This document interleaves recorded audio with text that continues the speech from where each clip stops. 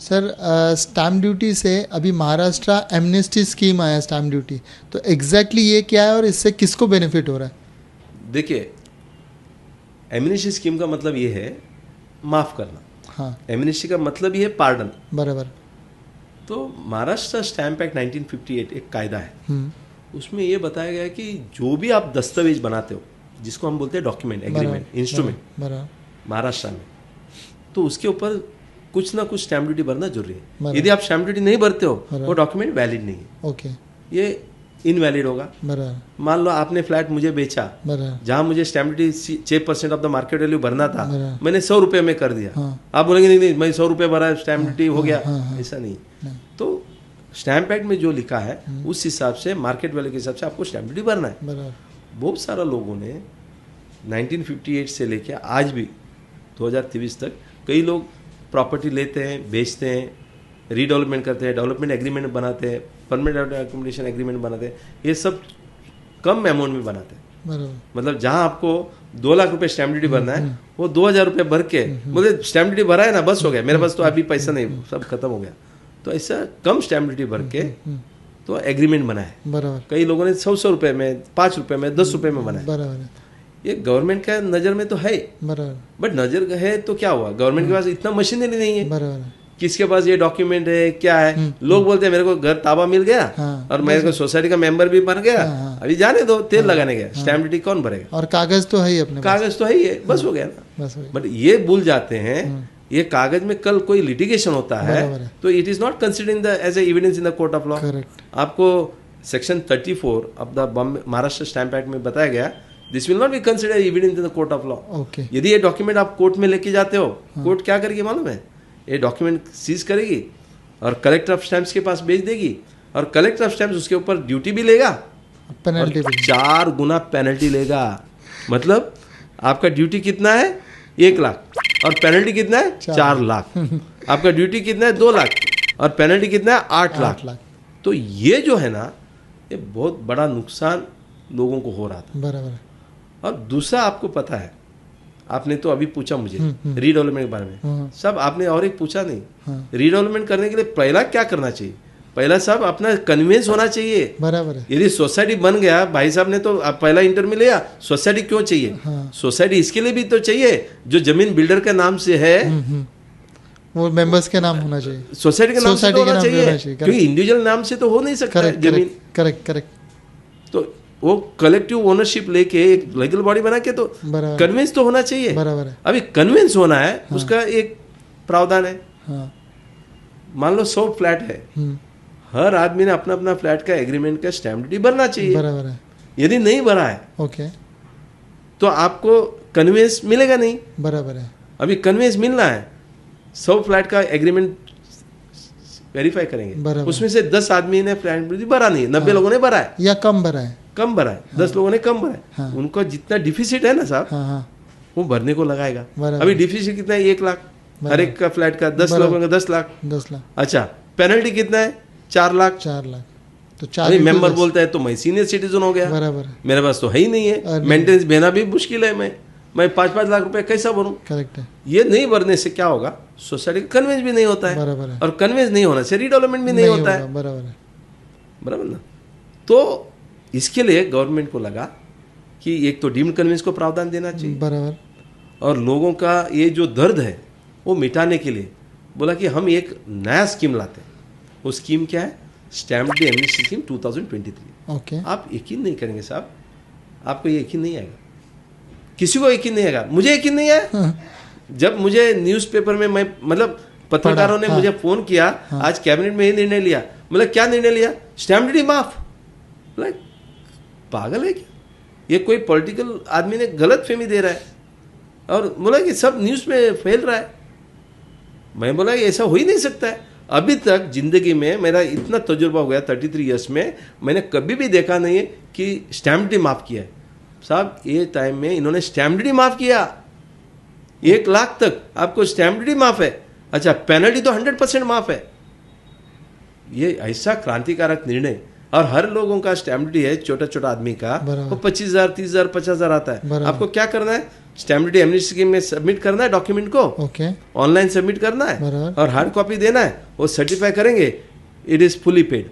Okay, मतलब आपको 25,000 50,000 जो स्टैम्प ड्यूटी आपने भरा नहीं ना, वो भी भरने का जरूरी नहीं, बराबर है, उसके ऊपर 4 गुना पेनल्टी है 400%, बराबर, वो भी नहीं भरना है। बराबर, तो आप बोलो इतना अच्छा स्कीम किधर है? करेक्ट, अच्छा, दूसरा ये स्कीम का बेनिफिट ऐसा है, आपने पूछा बेनिफिट क्या है? करेक्ट, सर ये स्कीम का इतना बेनिफिट है कि इसके पहले जितने भी स्कीम आए ना, सिर्फ रजिस्टर्ड डॉक्यूमेंट के लिए आए। बराबर, यदि आपने डॉक्यूमेंट रजिस्टर किया है, गवर्नमेंट के पास है, करेक्ट, और आपने ड्यूटी नहीं भरा है, तो अनरजिस्टर्ड डॉक्यूमेंट के लिए नहीं था। नहीं था, बराबर, ये टाइम में इन्होंने एमनेस्टी से लाया, रजिस्टर्ड डॉक्यूमेंट के लिए तो लाया ही है, हाँ, अनरजिस्टर्ड डॉक्यूमेंट के लिए भी लाया। मतलब नोटरी डॉक्यूमेंट भी हो जाएगा। बिल्कुल, बहुत सारे लोगों के पास नोटराइज डॉक्यूमेंट है, हाँ, बिना नोटराइज है, हाँ, वो भी एमनेस्टी स्कीम में आएगा। सिर्फ स्टैम्प पेपर का डेट देखेंगे। हाँ, वो भी देखो सर, ये हमने तो गवर्नमेंट को बोला है इसका हाँ, पहले का भी ले, इन्होंने 40 साल का, हाँ, इससे ज्यादा किधर देंगे? बराबर है, 1980 से लेके हाँ, हाँ, दिसंबर 2020 तक का, हाँ, हाँ, यदि आपने स्टैम्प ड्यूटी नहीं भरा है, कम भरा है, हाँ, हाँ, आपको 1 रुपये पेनल्टी भरना नहीं है, 1 लाख तक स्टैम्प ड्यूटी भरना नहीं है, तो 40 साल का मुदत है। बराबर है, दूसरा महत्वपूर्ण ये भी है, देखो कितना निर्णय लिया, कितना कस्टमर का बेनिफिट है, लोगों को ये जानकारी होना जरूरी है। बराबर है, इसके लिए तो मैं बता रहा हूँ कि यदि आपका इंडस्ट्रियल है, आपका कॉमर्शियल है, रेसिडेंशियल है, बराबर, प्लॉट है, एग्रीकल्चरल है, या रोज है, बंगलोज है, सब के लिए दिया। अभी इसके पहले आया था क्या मालूम है? सिर्फ माड़ा के लिए आया था। बराबर, यदि माड़ा में आपका फ्लैट है तो उसके लिए आएगा, सिर्फ माड़ा के लिए था। बराबर, यदि गवर्नमेंट का लैंड में है उसको था। बराबर, उसके बाद उन्होंने बोला कि जो हाउसिंग सोसाइटी उनको रहेगा, वो भी रेसिडेंस का, कॉमर्शियल नहीं है, बराबर, ऑफिसर्स नहीं है।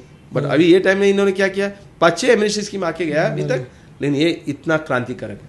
बराबर, सब ये तो ठीक है, इसके अलावा और इन्होंने लाया, आप यकीन नहीं करेंगे, डेवलपमेंट एग्रीमेंट, आपका assignment deed, power of attorney, gift deed, mortgage deed, company का अमालगमेशन, जिधर भी आपका स्टैम्प ड्यूटी, जितने भी आर्टिकल्स है, 63 आर्टिकल्स है साहब, 63 टाइप ऑफ आर्टिकल है जो इमोल प्रॉपर्टी का संबंधित है। कुछ भी डॉक्यूमेंट के ऊपर आपने कम स्टैम्प ड्यूटी भरा है, ये एमनेस्टी स्कीम में आप फायदा ले सकते हो, और इससे ज़्यादा अपन क्या अपेक्षा कर सकते हैं? लेकिन लोगों को इसका बेनिफिट लेना चाहिए। बराबर है।